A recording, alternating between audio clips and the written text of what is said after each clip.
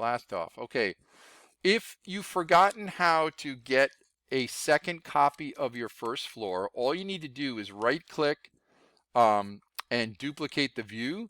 And I'm just going to say duplicate. All right, you can do it with detailing if you want, and you can do it as dependent, meaning whatever happens to the other view is going to happen to this view. So for now, let's just do a straight duplicate view. You can see that it gives first floor copy. The wise thing to do would be to rename that, right? And you could say first floor Dims. I'm going to call it Dims 2 because I think I already have a Dims. All right, so that's how we got to this other copy of your floor. Now I want to point out something that I didn't point out last time. Right now, Grace has got it set up so that we can see the color of her flooring. That's a little bit too much for what we're trying to do here. So I'm going to go to just the wireframe view because it's easier for me. Let me see. Yeah, wireframe is fine. All right, we'll go with that so it's a little bit easier for me to see. She's got her porch out here and all of that. I could go in and turn some things off. So how do I turn off stuff? Well, if we go over here to visibility and graphics, there's a lot of things, and I haven't been in here for a while, but I'm gonna just take you through a quick tour. So does anyone need a hand finding this first of all? So under your properties tab, when you're in here, you can go to visibility graphics, you can hit edit. I'm going to jump to annotation first, and I think this is where sectional views are, if I remember. Sections, I'm going to turn them off. All right, and you'll see, I hope, hey, it worked, good. All those sections went away. I don't need those to be showing up on my floor plan with my dimensions because this is for my builder and I don't need to see that, right? I probably don't need the floors to be here because right now the floors are kind of taken away from what's going on. So let's see what happens if I turn the floors off. Yeah, that looks a whole lot cleaner, right? I think Grace has got railings on her porch. So let's see if I can turn off the railings as well.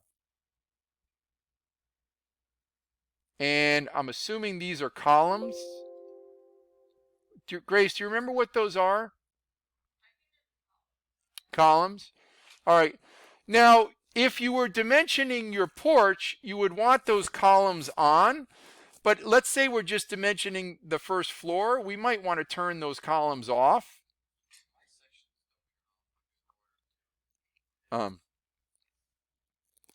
Looks like that didn't do it. So I'm not sure what those are. All right, I'm not gonna dwell on that right now because I probably don't need my toilet in there as well. So I could go in there and under, what would that be? Plumbing maybe? Or fixtures? Let's see. Plumbing fixtures? Let's see. Hey, all right. So, Owen, if you look at my screen for a moment, you have another tab called Annotation Categories.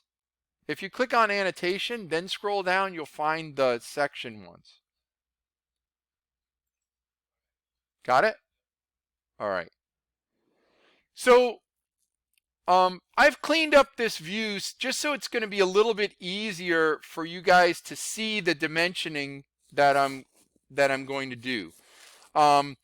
And I want to make sure that we cover like all of the pieces of the puzzle. So we're going to go to annotate, go to line, right? And we're going to jump to the face of the core. And I like to put my overall dimensions in first. So I'm going to click on this, and I have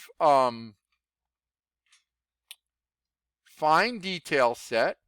And if I go to view, I've got thin line set now. So now I can actually see, just quick review, this is my siding, this is my plywood, this is my stud, this is my sheetrock. So if I'm on face of core, I'm clicking on that. And then I'm going to go all the way down to here and click on that and put that dimension in. And make sure it's locked, right? And that's a nice round dimension. So in this case, you might even want to say, you know what, I want to do 4 layers on this side. And why would I do 4 layers? Well, I'll show you what I mean. So I'd come back and hit that again. But then I'd say, I'd like to know how big the main part of my house is, and this little bump out, and how big is my garage. So I've got a layer there, and those are locked. All right, then I jump in again and say, okay, now the next thing I would do is interior walls. Okay, so that layer might look like this. Now, if I'm going with what I learned from Andrew's set of plans, they do it like this. They go on either side of those interior walls, which is perfectly fine way of doing it.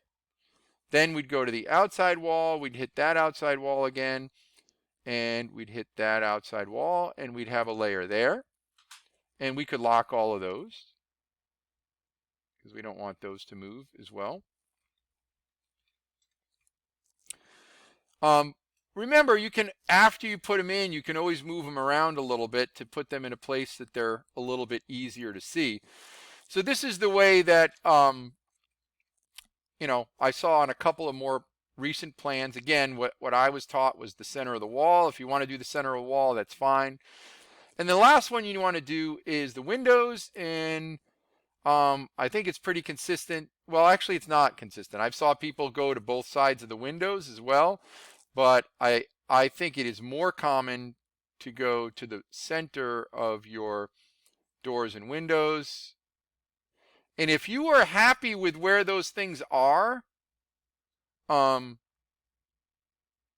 oops, I skipped a step. I take that back. Let me undo that. When you're doing the windows, you should also include the interior walls as well. So I'm going to go back to annotate. So we would go here, go to the window, I would jump to center of the, well, you know what? I'll be consistent. Nope, I'll be consistent. I'll put this whole thing in again. Both sides of those walls.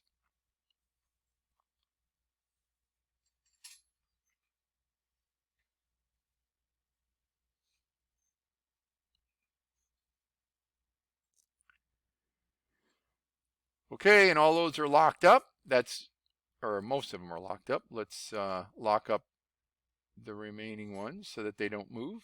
You can always come back and unlock these. All right. So now we're starting to get a good set of plans here. One of the things that Grace was missing is this, right? These walls were not dimensioned because they're inside. So I need to know where this wall lives. So in this case, if we're going to go with what I found on Andrew's plans, we could go from the inside face of the core, whoops, or the out. I probably would go from the outside face of the core to the inside face of this core, you know, and then the outside face of the core, and then back to the outside face of this guy. So now we've located those walls, right? And we've double dimensioned them. The other thing we need to do is how far does this wall stick out, right? So if we're going to stick to the outside faces, we would come in here and then select this and say, okay, that's how far the wall is sticking out. We need to put these dimensions in, right? Because they're not broken down. We don't know how far those are. This is set for us. This is set for us because they're outside, but the inside dimensions aren't set. So we would come in here and take on those. Did I not get both of those? And outside again. So we could put those guys in there and lock those up if we're happy with them.